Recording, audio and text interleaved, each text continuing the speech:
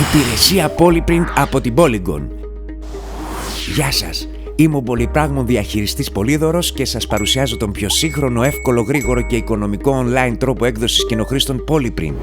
Μπείτε στο www.polygon.com.gr, πατήστε Polyprint στα αριστερά του μενού και επιλέξτε εφαρμογή.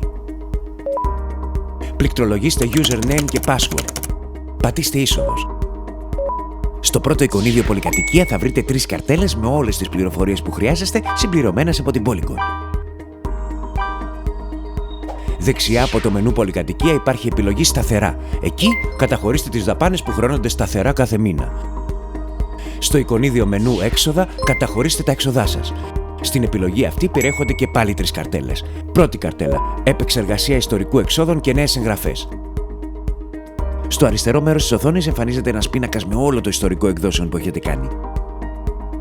Επιλέγοντας μία από τις προηγούμενες εκδόσεις, έχετε τη δυνατότητα να την επεξεργαστείτε πατώντας διόρθωση και στη συνέχεια αποθήκευση για να αποθηκευθούν οι αλλαγές.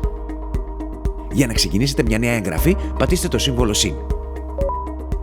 Δεύτερη καρτέλα: κατηγορίες δαπανών και σχόλια αναδιαμέρισμα.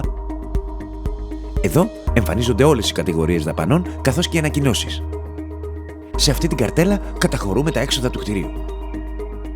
Τρίτη καρτέλα: έξοδα αποκλειστικά για αυτόνομη θέρμανση, εφόσον υπάρχει. Αφού ολοκληρώσετε τις εγγραφές σας, πατήστε Save, πατήστε Υπολογισμό κοινοχρήστων, έπειτα στο κεντρικό μενού πατήστε τον εκτυπωτή, επιλέξτε μήνα, είδος εκτύπωσης και κατόπιν μπορείτε να επιλέξετε και να εκτυπώσετε όλα τα διαμερίσματα ή κάποια από αυτά. Κάνοντας κλικ στο φακό, γίνεται προεπισκόπηση των εντύπων πριν τυπωθούν. Στο εικονίδιο email υπάρχει δυνατότητα αποστολής ειδοποιητηρίων με email στους ενίκους. Επίσης, στο εικονίδιο info θα βρείτε πληροφορίες για τη συνδρομή σας. Εύκολα, γρήγορα, οικονομικά. Μόνο με το μήνα. Αυτό θα πει online εξυπηρέτηση Polygon.